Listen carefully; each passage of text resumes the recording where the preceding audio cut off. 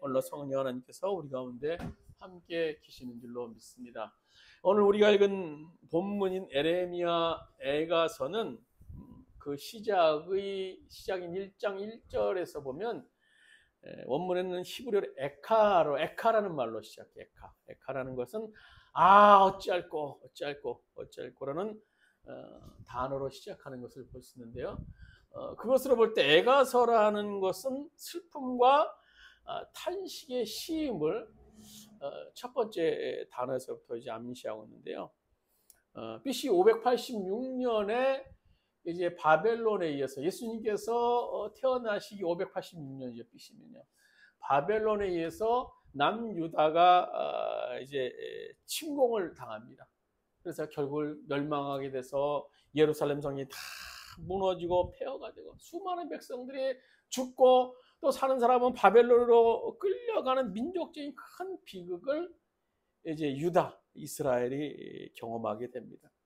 그리고 그 참상을 가까이서 지켜봤던 한 선지자, 그가 에레미야 선지자는 그래서 그렇게 목 놓아 외쳤음에도 불구하고 결국 불순종하여서 그들이 당한 참상을 슬픔의 노래가 되어서 부른 것이 에레미야 애가서라는 그런 책입니다. 그래서 애가서는 에스겔, 다니엘과 함께 예레미야, 이렇게 에레미야가 에스겔, 다니엘과 포로기에 쓰였던 그런 책입니다. 이스라엘의 포로기에 쓰였던 책이에요. 근데 에스겔, 다니엘서는 유다의 남유다의 미래에 대해서 포로의 상태에 있었지만 미래에 대해서 기록한 책이었고, 오늘 에레미야가는 유다의 과거에 대해서 기록해 놓은 책입니다. 너희들이 이렇게 죄악이 있었고 그러므로 말미암아 이렇게 멸망받았고 지금 이런 상황, 지금 이렇게 고통당할 수밖에 없다라는 사실을 기록해 놓은 것이 에레미야서입니다. 그들이 불순종으로 말미암아 심판받을 수밖에 없다라는 그런 말씀. 그럼에도 불구하고 하나님께서는요, 그들을 위해서 준비해 놓으신 미래에 대한 새 예루살렘에 대해서 서막을 보여주신 책이 에레미야 애가서라는 거예요. 그래서 우리가 에레미야 애가서를 단순히 이스라엘의 과거의 죄로 인한 그런 징계 때문에 에레미야가 슬픔을 노래한 책이다라고 단정지어서는 안 됩니다. 왜냐하면 오히려 그들의 미래에 대한 희망을 기록한 책이 에레미야 애가서라는 거예요. 오늘 본문에 보시면 본문은 3장 전체를 볼 수 있는데요. 거기서 3장 1절에서 18절까지 보시면 바벨론의 침략으로 이스라엘이 당한 참상을 이제 에레미야 선지자가 목격해요. 그래서 에레미야 선지자가 비통한 심정을 기록한 것이 3장 1절부터 말씀인데요. 거기 이렇게 기록하고 있죠. 나는 하나님의 진노의 몽둥이에 얻어맞고 고난은 당하는 자다. 15절에 보시면 쓸개즙으로 나를 배부르시고 쓴쑥으로 내 배를 채우신다. 돌로 내 이를 파수시고 나의 얼굴을 땅에 비비신다. 내게서 평안을 빼앗으시니 나는 행복을 잊고 말았다. 나오는 이는 탄식뿐이 이제 내게서 찬란함도 사라지고 주님께서 두었던 마지막 희망마저 사라졌다. 제가 굉장히 에레미야 선지자의 그 애통함, 비통함을 이제 기록하고 있는 건데요. 왜 그가 이토록 비통해하고 있는지에 대해서 좀 더 우리가 자세히 알아볼 필요가 있어요. 오늘 본문을 말씀 이전 상황을 우리가 알아볼 필요가 있는데요. 그것이 유다의 멸망 직전의 상황이에요. 당시 유다의 왕은 마지막 시드기 왕이죠. 시드기 왕. 그리고 유다는 당시 패권을 잡고 있었던 그 바벨론의 느부갓네살 왕에 의해서 점령당하기 일보 직전이었어요. 일보 직전. 이미 1차, 2차 침공으로 인해서 큰 피해를 이제 유다가 입었는데요. 그래서 마지막 결정타를 입기 전에 얼른 백기를 들었어야만 하는 상황이었어요. 그래서 하나님께서는 에레미야 선지자에게 바벨론에게 빨리 항복하라. 그래서 시드기야에게 백성들에게 얘기하라. 그래서 그리고 말씀하시고 포로로 잡혀가면 내가 그 70년 후에 다시 예루살렘으로 돌려보내겠다라고 오늘 에레미야 선지자에게 말씀해 주고 계셨어요. 오늘 에레미야 29장 10절 말씀으로 주보있는 말씀 같이 한번 읽도록 했습니다. 에레미야 29장 여호와께서 이와 같이 말씀하시니라. 바벨론은 70년이 차면 내가 너희를 돌보고 나의 선한 말을 너희에게 성취하여 너희를 이곳으로 돌아오게 하리라. 오늘 이러한 사실을 에레미야 선지자는요, 입에서 피를 토하는 심정으로 왕부터 백성에게 막 전하고 다녔어요. 그러나 유다 사람들이 거의 전부는 에레미야가 잘못됐다라고 얘기하면서 에레미야는 친바벨론적인 성향이 있어서 친바벨론주의에 빠졌다. 저놈은 나쁜 놈이다. 요즘 말로 하면 뭐 공산주의자다라고 얘기를 하는 그런 정도였던 것 같아요. 그래서 에레미야를 사람들이 가만히 안 뒀죠. 막 미워해서 폭행하고 강금까지 했어요. 참 어려움 당했던 것이 에레미야 선지자였어요. 그 당시 뭐 유대라는 나라는 강대국이 아니었죠. 그 당시는 바벨론, 그 얼마 전에는 아수르, 애굽, 이집트, 그 강대국, 지금은 뭐 이란, 이라크인데요. 그들이 굉장히 패권을 잡고 있었던 그런 상황에서 살았어요. 그래서 유다가 살 수 있는 방법은 그들 사이에서 잘 줄타기를 하면서, 외줄타기를 하면서 버텨야만 하는 그런 상황이었는데 오늘 그러지 못했던 겁니다. 그래서 친바벨론주의에 빠졌다라고 에레미야 선지자를 강하게 비판하면서 우리는 이 바벨론과 맞서 싸워야 된다라고 강하게 얘기했던 거예요.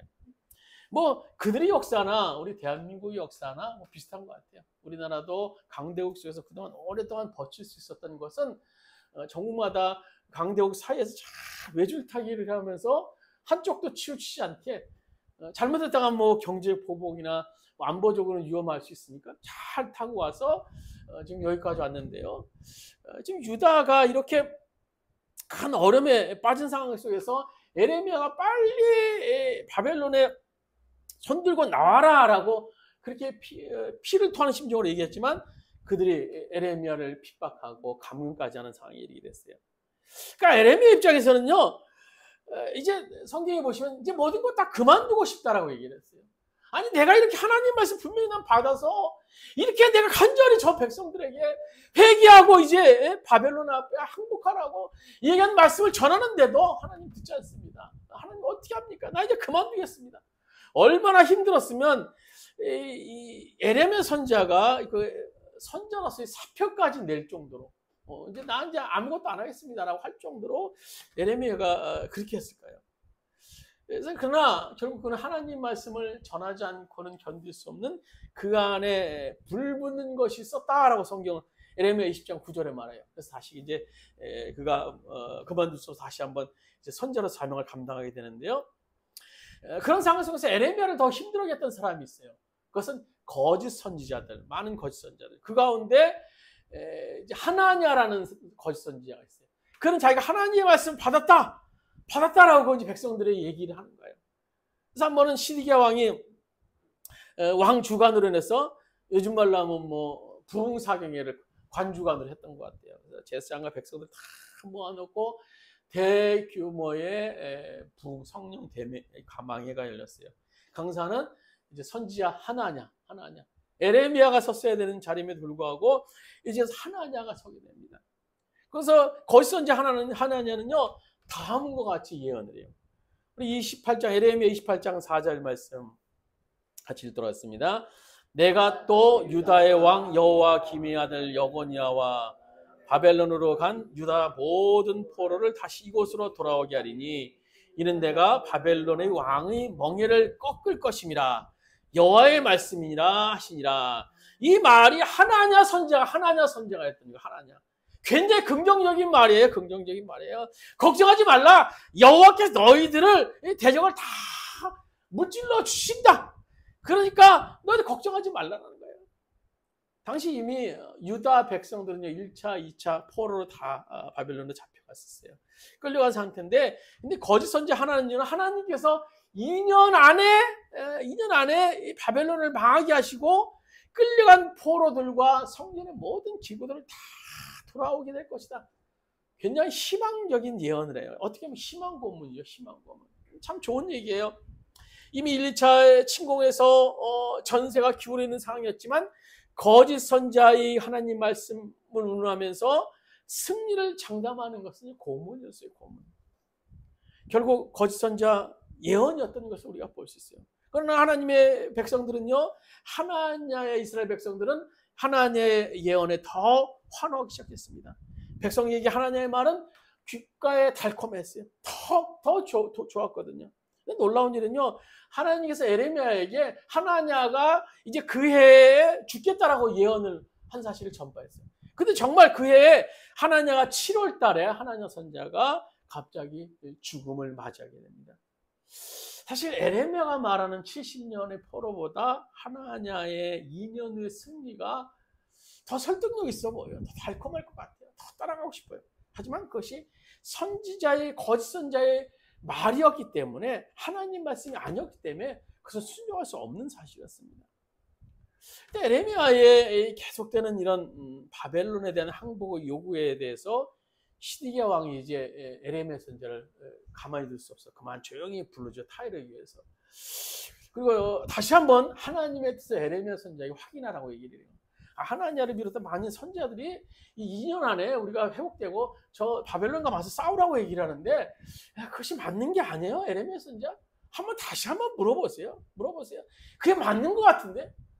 그러나 에레미야 선지자는 단호했죠. 빨리 바벨론에 항복하시고 그것이 하나님의 뜻입니다. 단호하게 얘기를 해요. 근데 분명히 시드기야 왕 입장에서 에레미야가 너무 단호하니까 그게 하나님의 뜻이 맞는 것 같은데 자신은 항복할 수 없다라는 거예요. 그러면서 오늘 38장에 보시면 시드기야 왕이 자기 솔직한 심정을 이렇게 말합니다. 나도 항복하고 싶지만 내가 항복하면 나는 바벨론으로 포로로 잡혀가는데, 내가 바벨론으로 포로로 잡혀가면 유다 백성도 물론이지만 바벨론에 이 포로로 잡혀갔던 사람들이 나를 어떻게 보겠어? 나 창피해서 나 못 살 거예요. 그러니까 내 체면을 생각해서라도 좀 에레미야 선지자 좀 접고 좀 조용히 있는 게 어떻겠어? 그러면서 마지막에 덧붙이기를 당신 에레미야 선지자와 내가 만난 것을 다른 사람에게 좀 얘기 좀 하지 말아 주십시오라고 얘기를 했어요. 굉장히 시드기야 왕은 체면을 중요시 여겼던 그런 왕이었던 것을 볼 수 있어요. 그러나 그 최후에는요, 체면을 생각할 수 없을 정도로 아주 비참한 최후를 맞이하게 됩니다. 결국 이제 유다의 항복이 없자 바벨론이 이제 진격을 하게 되죠. 그래서 이제 백기투항을 기다리다 전 군대를 이끌고 이제 느부갓네살 왕이 예루살렘을 포위하기 시작합니다. 당시 예루살렘은요, 난공불락의 성이었어요. 난공불락의 성. 쉽게 넘볼 수 없는 그런 성이었습니다. 그래서 이 바벨론은 느부갓네살 왕은요, 시드기야 왕에게 끊임없이 항복할 경우 내가 관용을 베풀겠다라고 끊임없이 얘기했어요. 그렇지만 이 시드기야는 계속 거절합니다. 그래서 바벨론의 시드기야 왕이 이끄는 바벨론의 군사들이 예루살렘 성 앞에서 진격을 하면서도 한편으로는 회의로 시도하는 냉원 전략을 계속 시도했어요. 왜냐하면 이 예루살렘 성을 이 바벨론이 점령을 한다고 해도 굉장히 많은 출혈이 있게 되거든요. 워낙 어려운 성이었기 때문에.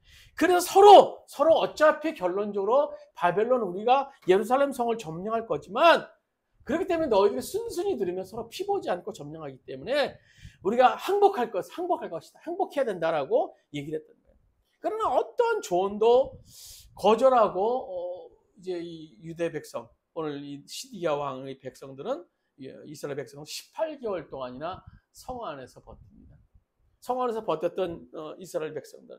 그렇다면 이 바벨론 군사들은 어떻게 하겠습니까? 18개월을 또 성 밖에서 한대 잠을 잘 수밖에 없었던 거예요. 결국은 예루살렘 성이 함락당합니다. 함락시키고 그 병사들은 느부갓네살의 병사들은요, 바벨론 군사들은 성을 쑥대밭으로 다 만들어버려요. 그럼 시드기야 왕은 어떻게 되었는가? 예루살렘 성이 함락될 때 그는 군사들을 데리고 비밀 루트를 통해서 도망가죠. 그래서 아라바까지 이제 도망을 하게 되는데요. 요세푸스의 기록에 의하면 시드기야는 그의 가족들과 이제 친구들과 또 신복들을 데리고 이제 함께 참호에서 비밀 통로를 통해서 빠져나가서 광야로 도망가다가 그만 그 가운데 변절자가 생기게 돼서 시드기야 왕을 비롯한 모든 사람들이 다 잡히게 돼요. 결국 바벨론 왕 앞에 이제 그들이 끌려가게 되는 그래서 신문을 하게 됩니다.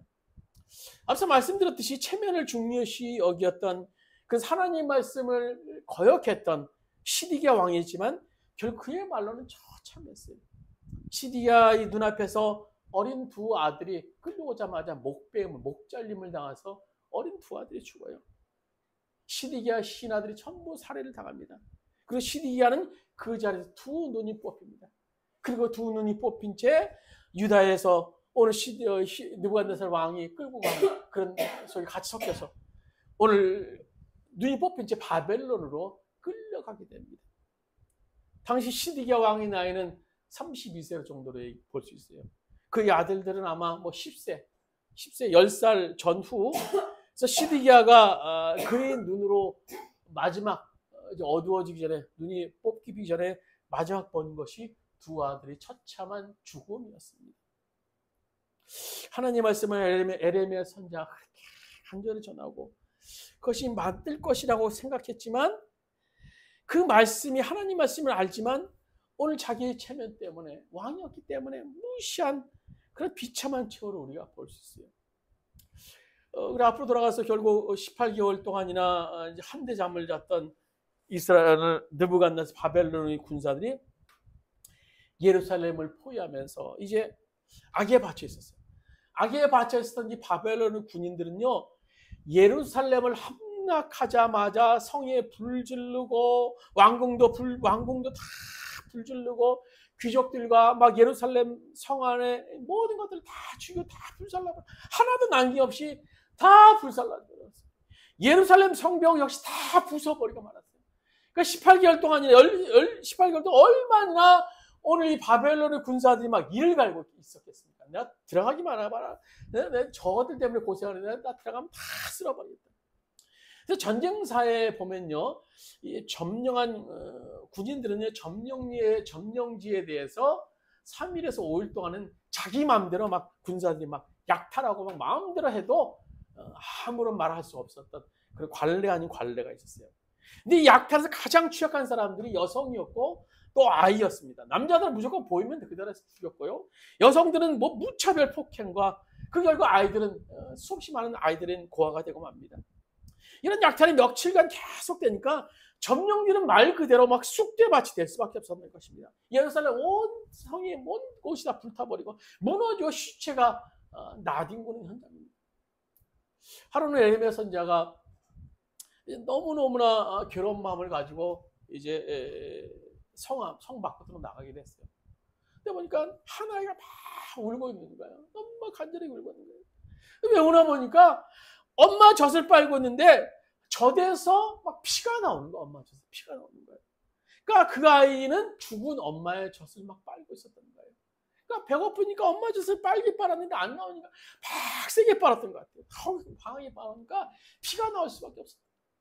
그 아기를 보면서 너무너무 에레미야 선지자가 가슴을 쳤어요. 근데 이렇게 눈을 들어보니까요, 그런 아이가 한두 명이 아니에요. 한두 명이 아니에요. 주변에 수없이 많은 애들이 막 울고 있는 거예요. 에레미야 선지자는요, 그것을 보고 어떻게 손을 쓸 수 없었어요. 뭐 어떻게 해야 될지 몰랐어요. 그래서 에레미야 선지자 그 광경을 목격할 수 있는 것은요, 우는 것밖에 없어요. 울어댑니다. 계속 에레미야 선지자가 울었던 거예요.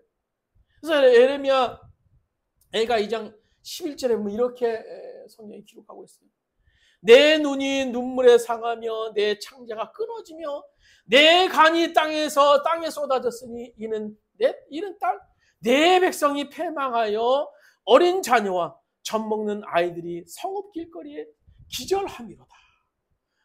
이런 사태를 막기 위해서 오늘 에레미야가 그렇게 하나님 말씀에 순종해서 바벨론에 항복하면 하나님이 다시 회복시켜 줄 것이다라고 경고했지만 그 말씀에 불순종하여서 그 대가는 너무너무나 컸던 겁니다.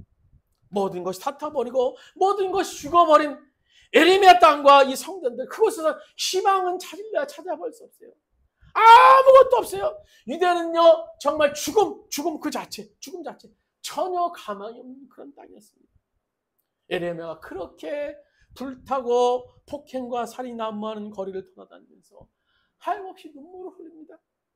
진작 하나님 말씀에 순종했다면, 진작 하나님 말씀에 순종했다면 이 지경까지는 오지 않았을 텐데, 아주 오지 않았을 텐데. 그날도 에레미야는요 밤새 울다가 이제 아침을 맞이합니다. 아침에 여명이 쫙 떠올라요. 근데 그 새벽의 여명을 바라보는데 이상하게 환희와 함께 갑자기 입술에서 막 찬양이 터지기 시작하는 거예요. 그 구절이 오늘 22절, 23절 말씀이에요. 우리 한번 같이 한번 읽도록 하겠습니다. 본문입니다. 본문 22절, 23절입니다. 여호와의 인자와 긍휼이 무궁하심으로 우리가 진멸되지 아니함이니이다. 이것이 아침마다 새로우니 주의 성실하심이 크시도소이다. 그런 절망의 현장 속에서 에레미야는요 진멸되는데 진멸되지 않는다라는 거예요. 왜냐하면 주님의 사랑과 주님의 성실하심을 오늘 그가 알았기 때문인 겁니다. 그는 고백합니다.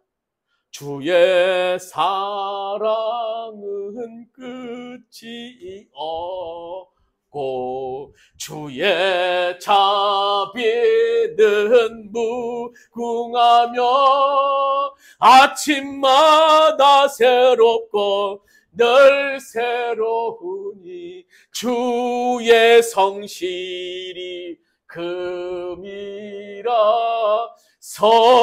성실하신 주님. 정말 놀라운 것은요 모든 것이 죽어버린 그런 현장 속 끝이라고 생각하는 절망의 땅에서 에레미야는 아침에 새로운 주님을 경험하게 되는 거예요.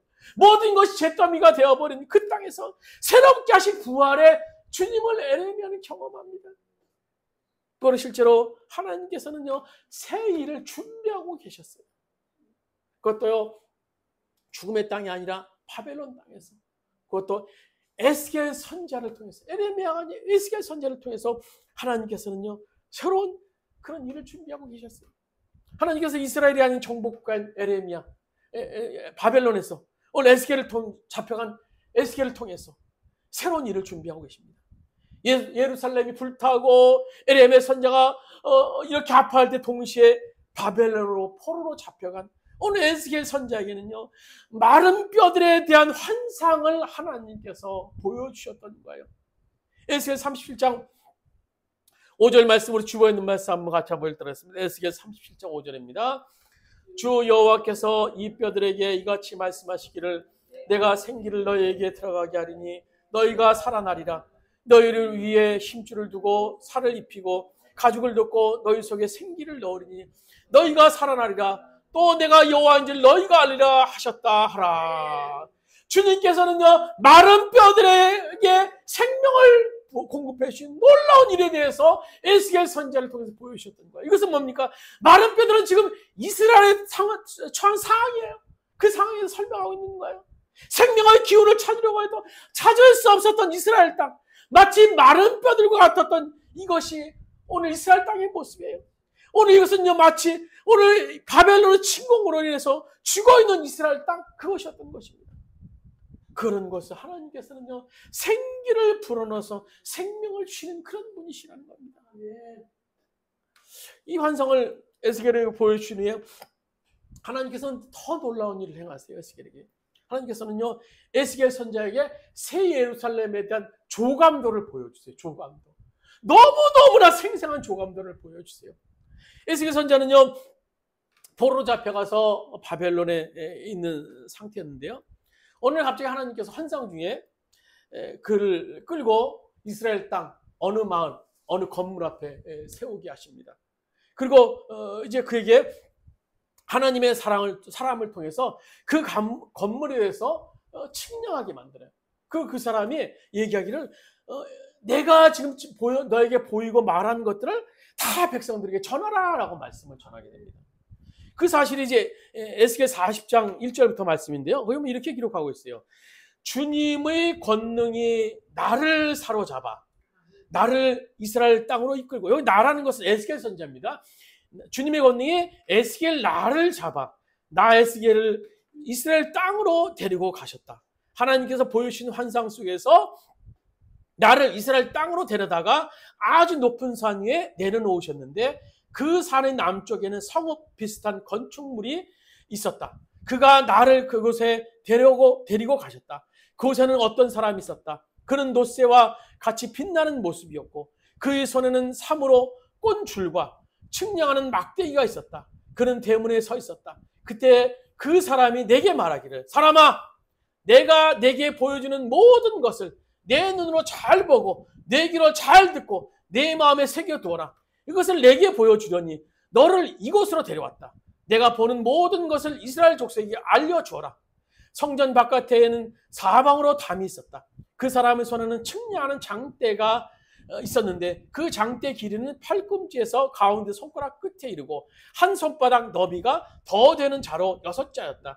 그가 그 담을 측량하였는데 두께가 한 장대요 높이가 한 장대였다. 그가 동쪽으로 난 문으로 들어가 계단으로 올라가서 문간을 재니 길이가 한 장대였다. 그 사실을 쭉 에스겔 40장부터 41장, 43장, 44장까지 아주 세세하게 기록하고 있어요. 그래서 어떻게 하나님의 영광이 오늘 나타날 것인가, 재단에서. 그래서 재단과 저 재단의 그런 봉헌에 관한 규례, 성전 출입에 관한 그런 세세한 규례를 주시면서 새 예루살렘의 설계도를 이제 에스겔에게 보여주신 겁니다. 예루살렘 성전은 그들의 죄악으로 인해서 다 쓸어버렸지만 하나님은 그것으로 끝내지 아니하시고 또 다른 곳에서 또 다른 사람을 통해서 새 예루살렘을 준비하고 계셨던 겁니다. 이 하나님의 성실성, 이 하나님의 성실하심, 이 하나님의 성실하심은요, 그 이후에 팔레스타인 갈보리 언덕에서 아주 너무너무나 선명하게 나타나셨어요. 이 땅의 사람들이 불순종, 죄악으로 말미암아 이 땅의 모든 사람들은 다 진멸의 대상이어서 죽을 수밖에 없는 대상이었던 겁니다. 그러나 주님의 성실하심, 사랑으로 인해서 인간이 도저히 믿을 수 없는 방법인 십자가, 그 십자가를 통해서 주님께서는 그의 성실하심과 자비하심을 나타내셨던 겁니다. 인간의 불순종으로 끝날 수밖에 없었던 하나님의 나라를, 그분의 자신의 아들을 죽게 하심을 통해서 새로운 하나님의 나라를 만들기 원하셨던 것입니다.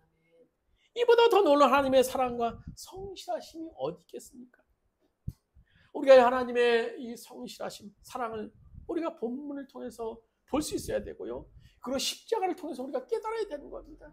그 하나님의 성실하심이 나에게도 오늘 나타날 수 있다, 적용된다는 사실을 우리가 믿을 수 있어야 되는 거예요.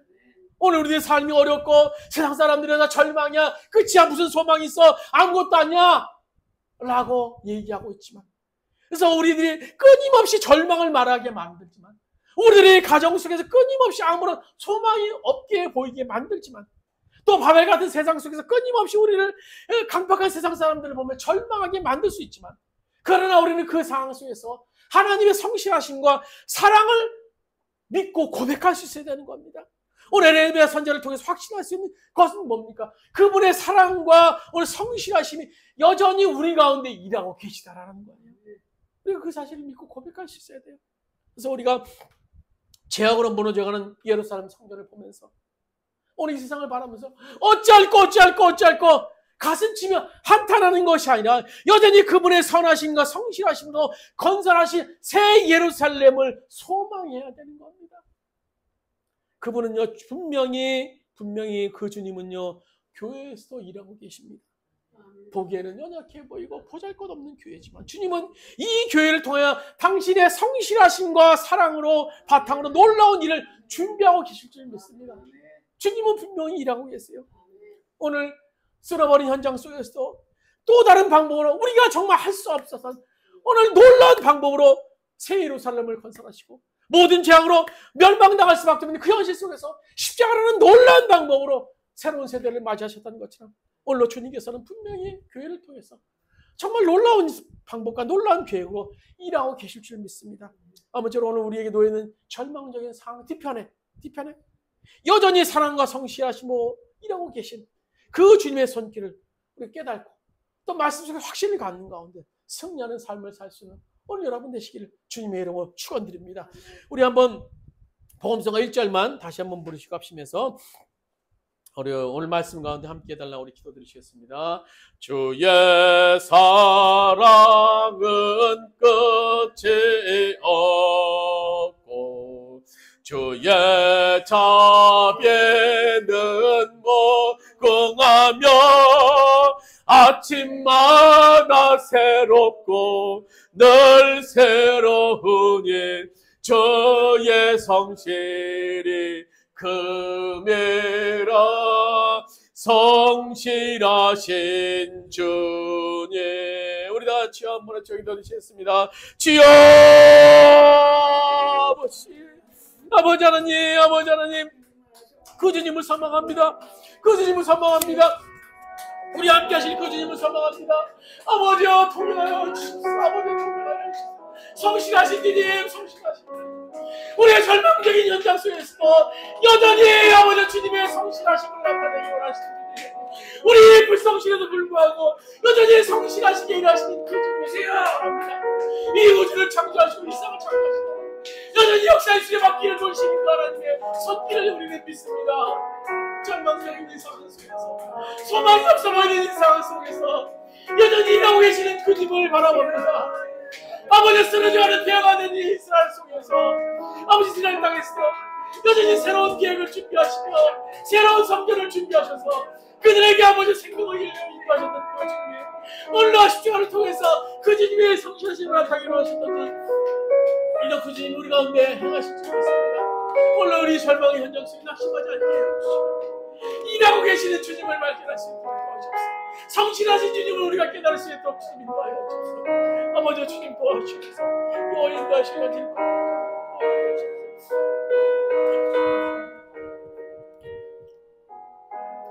세상은 점점 어두워져 가고 있고 밤을 같은 세상 속에서 우리는 소망이 없음을 보게 됩니다. 끊임없이 세상 사람들은 절망이라고 얘기하고 교회는 아무 일도 할 수 없다고 얘기를 합니다. 그러나 폐허가된 그런 현장 속에서 아버지 낙심하지 않고 여전히 주님께서 일하셨던 것처럼 성실하신 주님, 새로운 예루살렘을 준비하셨던 그 주님의 손길을 우리가 바라봅니다. 모든 인간의 죄악으로 말미암아 죽을 수밖에 없는 이 세상 속에서 십자가는 놀라운 방법으로 그들을 구원하셨던 주님의 일하심을 우리가 목격합니다. 여전히 주님은 우리 가운데 일하고 계신 줄로 믿습니다. 이 세상 가운데 일하고 계시는 줄로 믿습니다. 물론 주님의 교회에 일하고 계신 줄로 믿습니다. 우리가 주님의 그 사랑과 성실하심을 바라볼 수 있도록 인도하여 주시옵소서.